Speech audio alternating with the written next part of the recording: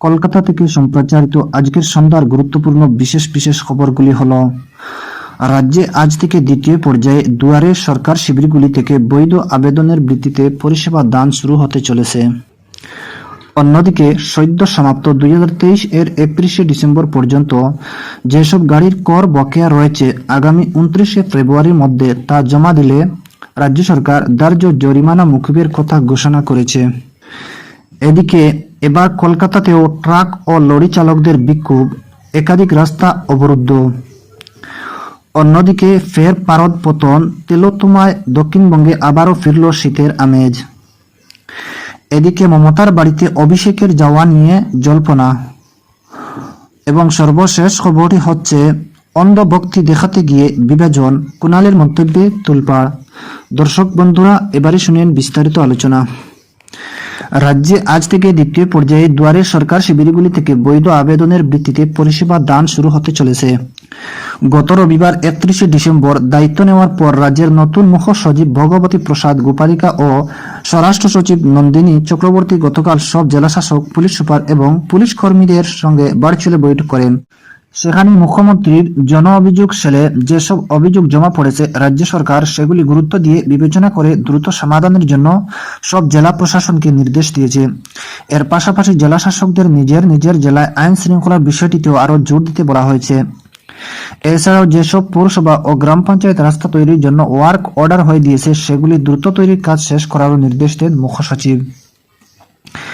এদিকে সদ্য সমাপ্ত 2023 এর 31শে ডিসেম্বর পর্যন্ত যেসব গাড়ির কর বকেয়া রয়েছে, আগামী 29শে ফেব্রুয়ারির মধ্যে তা জমা দিলে রাজ্য সরকার গাড়ির উপরে ধার্য জরিমানা মকুব করার কথা ঘোষণা করেছে। পরিবহন দপ্তর থেকে জারি করা এক বিবৃতিতে গত রবিবার পর্যন্ত যেসব বাণিজ্যিক গাড়ির ফিটনেস শংসাপত্র ও পারমিট নবীকরণ বকেয়া রয়েছে, আগামী 30 তারিখের মধ্যে তার মূল ফি জমা করলে জরিমানা উপরে 100% ছাড় দেবে বলে জানানো হয়েছে। 31শে জানুয়ারি থেকে 29শে ফেব্রুয়ারির মধ্যে ফি জমা করলে 80% ছাড় পাওয়া যাবে। অন্যদিকে এবার কলকাতাতেও ট্রাক ও লরি চালকদের বিক্ষোভ, একাধিক রাস্তা অবরুদ্ধ। হুগলির ডানকুনি, পশ্চিম মেদিনীপুরের নারায়ণগড়ের পর এবার কেন্দ্রীয় পরিবহন নীতির বিরোধিতায় কলকাতাতেও বিক্ষোভ দেখালেন ট্রাক ও লরি চালকরা। সপ্তাহের দ্বিতীয় কাজের দিনে মঙ্গলবার কলকাতার খিদিরপুর ও বন্দর এলাকার একাধিক রাস্তা অবরুদ্ধ হয়ে পড়ে এই বিক্ষোভের জেরে। সকাল 9টা থেকে খিদিরপুরে সিজিআর রোড ও ডোমাইন এভিনিউটির সংযোগস্থলে রাস্তা অবরোধ করেন ট্রাক ও লরি চালকরা। পরে বন্দর এলাকার রামনগর মোড়, এক্সপ্রেস মোড়, হাইড রোড, শিখ লেনেও বিক্ষোভ ছড়িয়ে পড়ে। ধর্মতলা অথবা হেস্টিংসের দিক থেকে আসা গাড়িগুলোকে খিদিরপুর ও ডায়মন্ড হারবার রুটের সংযোগস্থল থেকে ঘুরিয়ে দেওয়া হয়। অন্যদিকে গার্ডেন রিচের দিক থেকে আসা গাড়িগুলোকে ঘুরানো হয় ব্রেস ব্রিজ দিয়ে। এদিকে ফের পারদ পতন, তিলোত্তম দক্ষিণবঙ্গে আবারও ফিরল শীতের আমেজ। ফের তাপমাত্রায় পারদ পতন হয়েছে মহানগরী তিলোত্তম। মঙ্গলবার কলকাতার সর্বনিম্ন তাপমাত্রা নেমে 15.5 ডিগ্রি সেলসিয়াসে পৌঁছেছে, যা স্বাভাবিকের থেকে 1 ডিগ্রি বেশি। এর আগে সোমবার বছরের প্রথম দিনে কলকাতার সর্বনিম্ন তাপমাত্রা ছিল 16.2 ডিগ্রি সেলসিয়াস, যা স্বাভাবিকের চেয়ে 2 ডিগ্রি বেশি। যদিও মঙ্গলবার পারদ নামল বেশ কিছুটা। তাপমাত্রার পারদ পতন হতেই ফের শীতের আমেজ ফিরেছে কলকাতা সহ দক্ষিণবঙ্গ জুড়ে। মঙ্গলবার অর্থাৎ আজ সকালে কলকাতা ও লাগোয়া জেলাগুলিতে হালকা শীত অনুভব হয়েছে, যা বিগত বেশ কিছুদিন ধরে নিখোঁজ ছিল। গ্রাম বাংলার জেলাগুলিতে অবশ্য শীত বেশ ভালোই মালুম হয়েছে। জাঁকিয়ে শীত আবার কবে পড়বে তা এখনও স্পষ্ট নয়, তবে সপ্তাহের শেষে বৃষ্টির সম্ভাবনা তৈরি হয়েছে রাজ্যে। 5 জেলায় আগামী বৃহস্পতিবার এবং শুক্রবার বৃষ্টি হতে পারে। এই জেলাগুলি হল পুরুলিয়া, ঝাড়গ্রাম, বাঁকুড়া, পশ্চিম মেদিনীপুর এবং পশ্চিম বর্ধমান। কলকাতায় আপাতত বৃষ্টির সম্ভাবনা নেই। এদিকে মমতার বাড়িতে অভিষেকের যাওয়া নিয়ে জল্পনা। সোমবার সন্ধ্যা 6টা নাগাদ কালীঘাটে মমতার বাড়িতে পৌঁছেন অভিষেক বন্দ্যোপাধ্যায়। তাহলে কি এটা দলের দ্বন্দ্ব সংক্রান্ত কোনো বিষয় বৈঠক?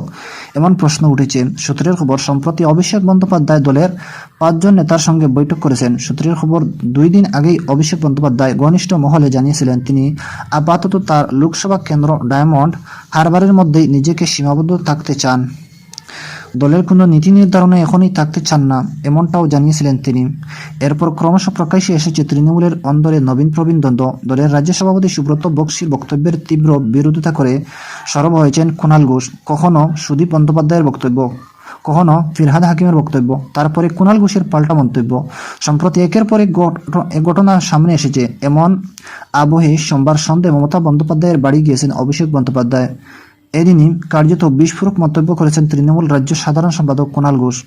ডায়মন্ড হারবার অভিষেকের নিজেকে সীমাবদ্ধ রাখা নিয়ে যে খবর বিভিন্ন সূত্রে ভাসছে, সেই প্রসঙ্গে দলের রাজ্য সভাপতি সুব্রত বক্সী বলেছিলেন, এই নির্বাচনে অভিষেক বন্দ্যোপাধ্যায় যদি লড়াই করেন, নিশ্চিতভাবেই তিনি লড়াইয়ের ময়দান থেকে পিছিয়ে যাবেন না। যদি লড়াই করেন তাহলে মমতা বন্দ্যোপাধ্যায়কে সামনে রেখেই তিনি লড়াই করবেন, জোড়াফুলকে সামনে রেখেই তিনি লড়াই করবেন, এই বিষয়ে আমি নিশ্চিত। এই বক্তব্যের তীব্র বিরোধিতা করে কুণাল ঘোষের তোপ, অভিষেকের পিছিয়ে যাওয়ার কথা আসছে কি করে? সুব্রত বক্সীর বাক্য গঠনে সমস্যা আছে।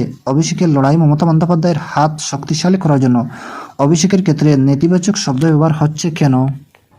এবং সর্বশেষ খবরটি হচ্ছে, অন্ধ ভক্তি দেখাতে গিয়ে বিভাজন, কুণালের মন্তব্যে তোলপাড়। মমতা বন্দ্যোপাধ্যায়কে কিছু সিনিয়র নেতৃত্ব অন্ধ আনুগত্য দেখাতে চাইছেন। সেই কারণে আদি নব্য দ্বন্দ্ব আরও প্রকট হচ্ছে। দলের প্রতিষ্ঠা দিবসের দিনেই বিস্ফোরক কুণাল ঘোষ।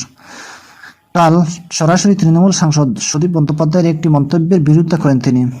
পাশাপাশি মমতা ও অভিষেক বন্দ্যোপাধ্যায়কে বিরোধী দলনেতা শুভেন্দু অধিকারী সহ কয়েকজন বিজেপি নেতা কুৎসিত আক্রমণ করলেও রাজ্যের একাধিক শীর্ষ তৃণমূল নেতৃত্ব, মন্ত্রী, স্থানীয়রা কেন চুপ করে আসেন, সেই নিয়েও প্রশ্ন তুললেন কুণাল।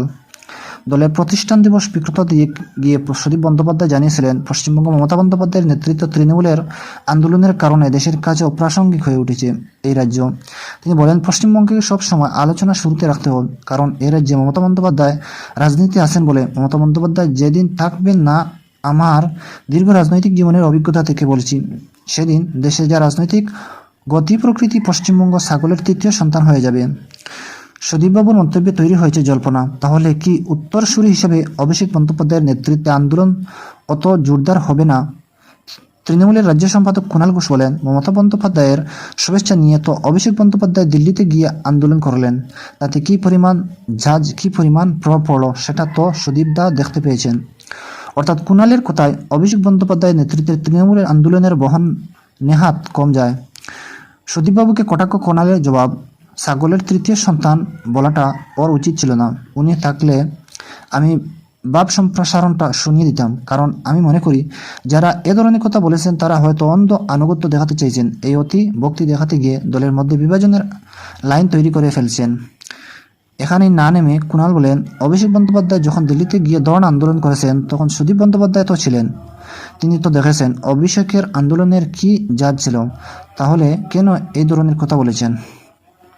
এদিকে কুণালের কথায় এইসব তুষামুদে রাজনীতির কারণে দলের নিচু তলাতেও বিভ্রান্তি তৈরি হচ্ছে। দলে প্রবীণরা থাকবেন, নবীনরাও থাকবেন, একটা ভারসাম্য থাকবে, তাতে দলের মঙ্গল হবে।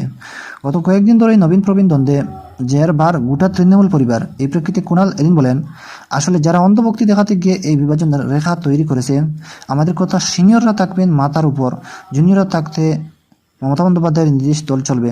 সেটা না করে অতি ভক্তি দেখাতে হবে যে এই বিভাজন করে দিচ্ছ। প্রসঙ্গত, দুদিন আগেই দলের সর্বভারতীয় সাধারণ সম্পাদক অভিষেক বন্দ্যোপাধ্যায় দলের একাংশকে জানিয়ে দেন তিনি ডায়মন্ড হারবার কেন্দ্রতে সীমাবদ্ধ থাকবেন। এই খবর বেরিয়ে আসার পর তৃণমূল কংগ্রেসের অন্দরে তুলপাট শুরু হয়ে যায়, খুচ্চা দিতে শুরু করেন বিরোধীরা। দর্শক বন্ধুরা, আজকের সন্ধ্যার গুরুত্বপূর্ণ বিশেষ খবর।